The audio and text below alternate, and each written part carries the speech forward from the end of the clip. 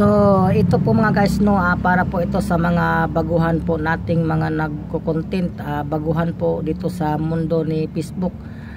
Ito ay para po sa inyo. Pakinggan nyo pong maigi pong itong aking sasabihin dahil minsan lang po ako nagbibigay po ng tulong sa inyo. Tulong sa inyo para po kayo po ay agad-agad pong mamonetize dito po sa mundo ni Facebook no. Ito po ang una nyong gawin no. Mag-upload po kayo ng video na original content ninyo, original na content, at wag nyo po lagyan ng mga sounds music o kaya mga trending music. Wag po tayo munang maglagay po ng ganong mga music no. Mag-upload lang po tayo ng original content natin para po agad tayo monetize. So wag po rin kayong mag-upload ng picture na ginagawa nyong reels o kaya nilalagyan nyo ng sounds music o kaya trending music, tapos i-upload nyo sa reels ang inyong picture o kaya slide pictures.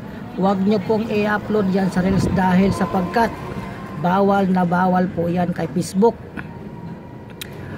Wag po tayong mag-upload ng ganon dahil si Facebook ay sa ngayon ay masilan si Facebook sa ganong mga bagay no.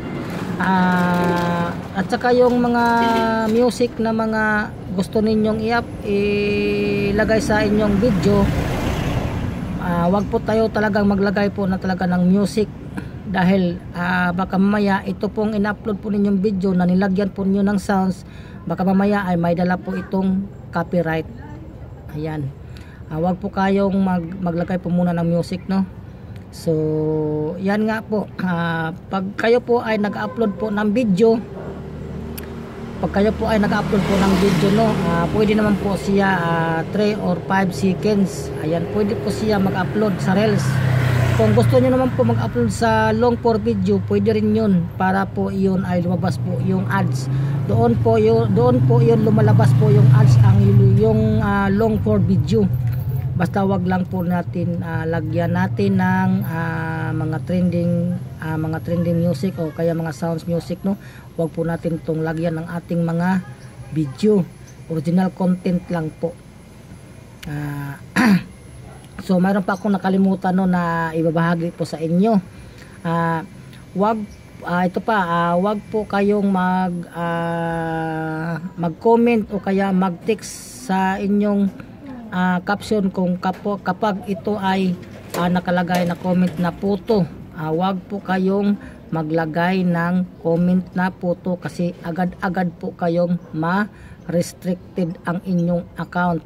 Pati po yung sexy, yan, yung sexy na yan, wag nyong banggitin, wag nyong isulat po dyan sa comment section dahil labag po yan sa kay Facebook.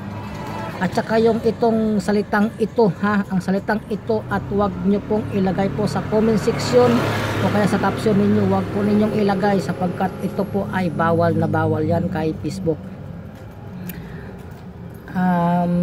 Tatlong bagay lang po yan sila no, yung salitang sexy, photo at saka ito. Wag po tayong maglalagay po ng ganyan dahil alam doon pala sa ibang bansa ay sa kanila ay pangit pala ang kalalabasan po niyan, yung salitang puto. Ayan, salitang puto no. Kahit paligtarin po natin yan no, P-H-O-T-O puto, kaya P-U-T-O ganyan mga puto. Huwag po tayong magko-comment o maglagay sa comment section. Kapag ito po ay nilagay ninyo at ilabag nyo po, agad-agad po kayong ma-restricted ni Meta, ni Facebook. So ayan lang po ang aking pong matutulong po sa inyo no. Sana po inyo pong ma-share po itong aking video at para malaman po din ng iba nating mga nagko-content na hindi pa nakakaalam. So salamat po sa inyong pakikinig po sa aking salita at pagpapanood po sa aking video. Sana po ma-share po ninyo ang aking video ito. Salamat. So magpapasalamat lang po ako dito no dahil 141k followers na po tayo. Salamat po sa inyo pong mga suporta. Sana po patuloy pa tayong follow po sa akin at pagbubutihin ko po ang aking pong mga ginagawa tungkol sa mga aso at pusa, no. Sana po makakatulong po ako rin sa inyo. Salamat po. God bless. So ito po mga guys, mayroon pang isa po mga guys, no. Kung tayo po ay nagbablog po, no, manonood lang po tayo ng ibang nagko-content, no. Manood lang po tayo at tapusin po ang ating pinapanood po nating video at mag-comment sa tama pong pinapanood ninyong video, kung ano po talagang nilalaman po ng video na pinapanood niyo, at yun po ang i-comment ninyo. Huwag po nating dayain ang ating pag-i-engage. Huwag tayong mangdadaya dahil natitik na po yan ni Facebook ang ating papanood po ng ating mga video. Kahit long for video o sa reels, yan, kailangan po natin tapusin po ang ating video. Hayaan muna sila ay hindi tayo nila ipapalo, pero si Facebook na po talaga ang bahala dyan. Si Algo na po ang bahala na magbigay sa iyo ng mga followers, viewers, manonood sa mga video ninyo. Si Facebook na po ang bahala niyan, sapagkat kapag ito ay original content po ang inyong video, ipaparating pa ni Facebook sa iba pang mga audience, sa iba pang mga tao para po mapanood po ang inyong video.